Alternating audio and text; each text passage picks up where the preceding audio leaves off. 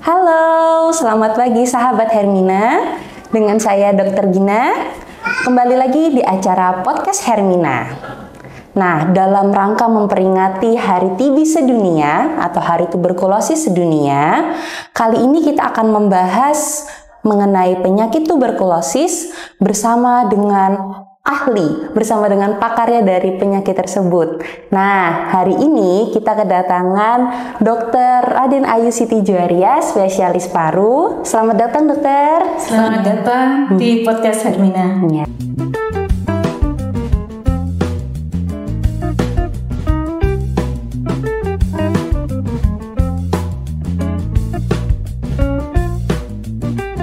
Jadi seperti yang kita tahu ya dok, tuberkulosis ini kan masih menjadi masalah besar ya dok, di Indonesia bahkan di dunia.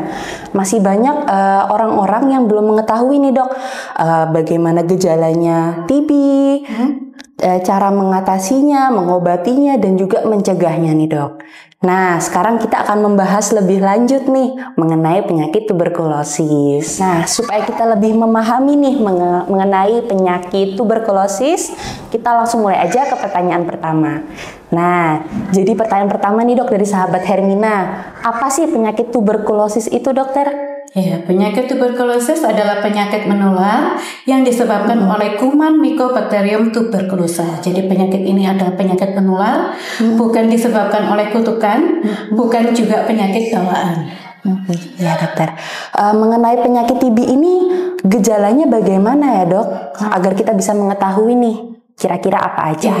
Secara umum penyakit tuberkulosis ini ditandai dengan batuk, bisa batuk berdahak, bisa batuk tidak berdahak yang lama, bisa lebih dari 2 minggu. Kemudian ada penurunan berat badan, ada panas yang sumar-sumar, kemudian juga bisa disertai batuk darah, sesak, dan sebagainya.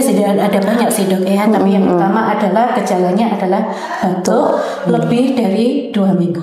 Oke. TB ini selain menyerang paru-paru, apakah bisa menyerang organ lain juga ya dokter?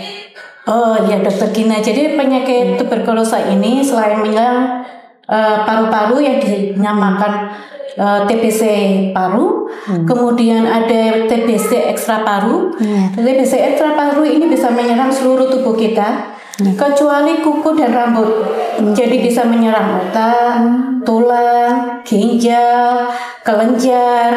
Itu jadi seluruh tubuh kita bisa kemasukan kuman TBC, dan kuman TBC berkembang di situ, dia akan menjadi TB ekstra paru. Oh begitu. Jadi ya. gejalanya macam-macam. Kalau TB kelenjar ada benjolan misalnya di leher, di ketiak, atau di lipat paha. Kemudian kalau TB tulang itu bisa di tulang punggung, anaknya tidak bisa berjalan. Kemudian tulangnya jadi bengkok. Kemudian kalau TB otak, dia bisa tidak sadar. Seperti itu dokter. Oh iya. Gini. Terus kuman TB ini bagaimana sih cara penularannya dok? Ya. Kalau kuman TB ini bisa menular kalau seseorang itu sakit TBC, seperti yang tadi saya katakan, dia akan batuk.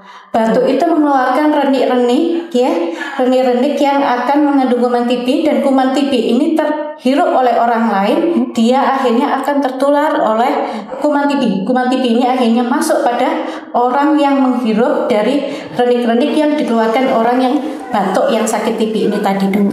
Berarti lewat udara ya dok ya? Lewat udara. Droplet kalau istilah kita kalau di kedokteran adalah droplet ya. Droplet. Oke, begitu ya dokter ya.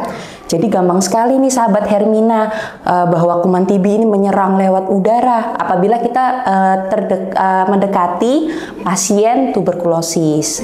Nah, untuk cara mengetahui seseorang terkena TB ini bagaimana ya dok? Jadi penegakan diagnosa penegakan diagnosa pasien ini TB atau bukan. Yang pertama kita lihat dari anamnesanya ya.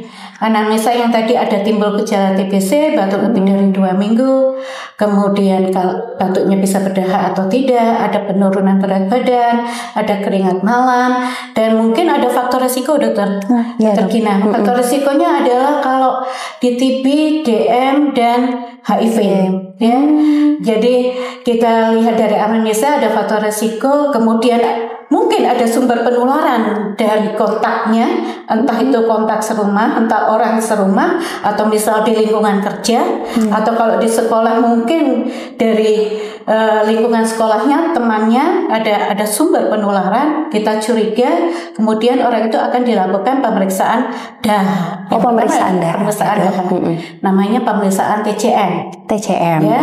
Kemudian selain itu kita akan melakukan pemeriksaan foto ronsen dada. Ya.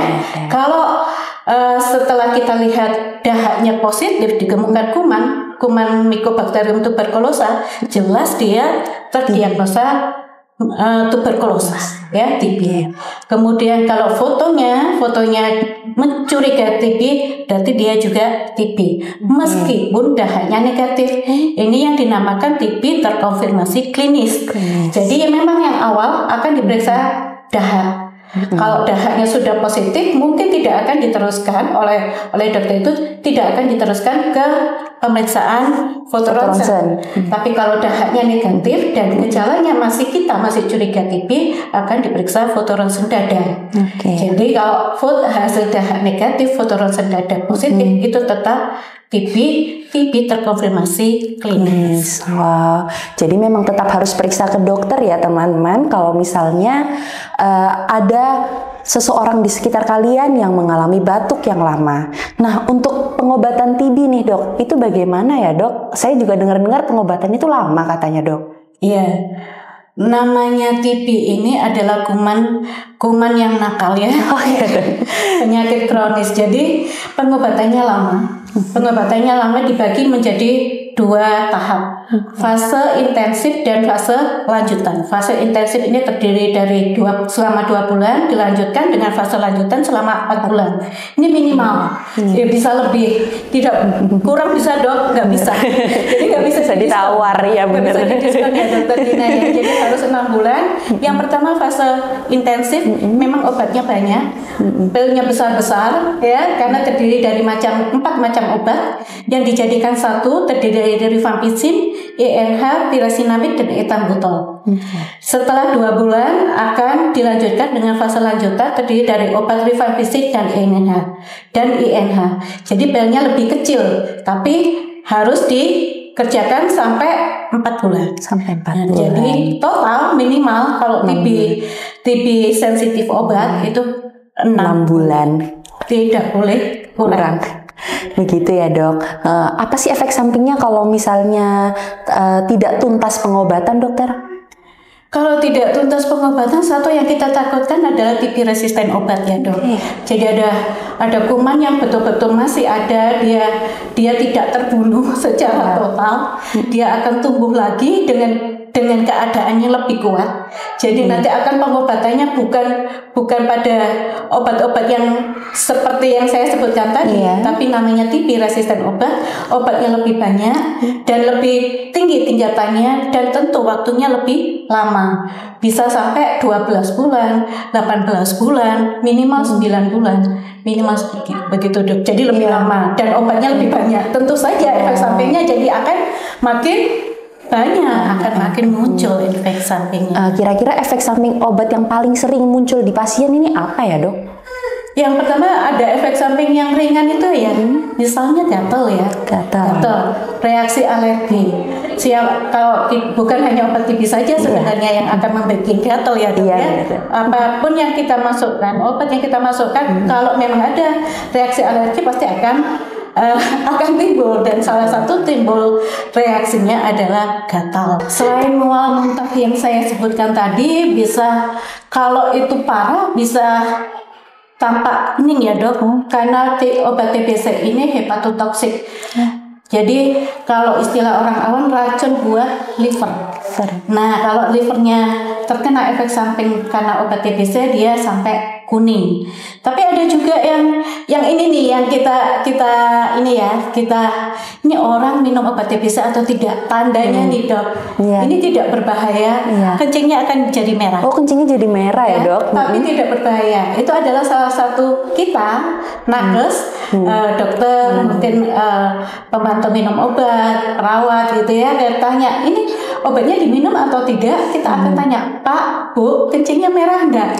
Enggak itu dok. Oh jangan-jangan tidak diminum. Nah itu salah satu tanda obat ini diminum oleh pasien. Kita tanya kencingnya merah. Kalau iya, ya memang betul merah dan itu tidak berbahaya dokter. Malah kita oh kita yakin memang obatnya diminum. Itu sih salah satunya yang tidak berbahaya yang perlu orang pasti bingung ya, minum obat TBC tiba-tiba kencingnya merah. Dok nggak apa-apa ini gitu ya. Nah sebelum kita berikan obat TBC, kita KIE, nanti kencingnya merah, keringatnya merah, bahkan kalau menangis air matanya jadi merah dokter. Gitu ya dok. Jadi kalau timbul efek samping tidak usah takut ya, segera hubungi dokter atau programmer TB kalau di puskesmas ya, supaya cepat ditangani dan insya Allah kalau efek sampingnya ditangani, orang akhirnya kan tidak kapok ya dok untuk meneruskan pengobatan dan bisa selesai sampai 6 bulan. Itu yang kita lakukan. Betul sekali dokter. Tadi lengkap sekali penjelasannya dokter Ria ya. Satu lagi nih terakhir nih dok, bagaimana sih cara mencegah kita tertular dengan penyakit TB ini dokter? Iya. Jadi yang pertama kita harus PHBS ya, perilaku hidup sehat ya. Yang pertama. Kemudian kalau perilaku hidup sehat ini ya termasuk bagaimana kita cuci tangan, tidak merokok, olahraga, istirahat yang cukup, makan makanan yang bergizi gitu. Nah, karena TB ini kalau orang kurang gizi juga salah satu faktor resiko untuk timbulnya penyakit baru TBC. Kemudian yang kedua kalau ada yang batuk, ya mesti orang yang batuk ini kita beritahu untuk pakai masker. Dan kita yang sehat juga kalau bisa pakai masker ya. Dan untuk pasien-pasien yang batuk apapun sebabnya dokter, kita harus ajarkan etiket batuk ya. Etiket batuk itu kalau batuk jadi ditutup pakai lengan yang dalam ya, sebelah dalam begini ya. Kemudian kalau ada tisu harus ditutup pakai tisu. Tisunya dibuang di tempat sampah, jangan lupa cuci tangan ya, itu etiket batuk. Kemudian yang batuk juga diberikan masker ya. Kemudian vaksinasi dokter. Vaksinasi ya. Kita kalau bayi baru lahir kita berikan vaksinasi BCG ya. BCG ini untuk mencegah supaya TB, kalau anak itu sakit TB-nya tidak berat, tapi tidak bisa mencegah dia tidak tertular sama sekali. Ya, jadi supaya sakit TB-nya tidak berat. Yang dinamakan sakit TB berat ini misalnya TB yang menyerang otak, menyerang tulang. Nah, itu TB berat. Dan kalau TB berat pengobatannya juga lebih dari 6 bulan. Nah, ya. Dan untuk sekarang dok, pemerintah itu menggalakkan terapi pencegahan TB yang kita namakan TPT. Terapi pencegahan TB. Jadi orang yang kontak dengan pasien TBC itu mendapatkan terapi pencegahan ya seperti obat TBC dok, tapi jenisnya lain, itu minumnya selama 3 bulan. Dan TPT ini bisa melindungi orang tersebut dari sakit TBC selama 5 tahun. Sasarannya adalah siapa yang mendapat TPT? Adalah kontak serumah, kemudian pasien HIV, kita ini nakes nih termasuk juga. Kemudian orang-orang yang dengan yang padat di pemukiman yang padat, misalnya di asrama, di penjara, itu adalah orang-orang dengan sasaran TPT. Jadi minum obatnya sampai 3 bulan. Kalau memang dia kontak dengan pasien TB. Oke, seperti itu ya dokter. Berarti memang kalau misalnya ada orang yang memang terkonfirmasi terkena TB, memang harus segera melapor ke vaskes terdekat ataupun ke rumah sakit, seperti itu. TB ini adalah penyakit menular dan dapat disembuhkan. Dan bila ada anggota keluarga yang batuk lebih dari 2 minggu, segera periksakan ke dokter, karena batuk lebih dari 2 minggu itu adalah bukan batuk yang biasa. Terima kasih. Oke, nah sahabat Hermina, tidak terasa nih kita sudah di penghujung acara podcast ini.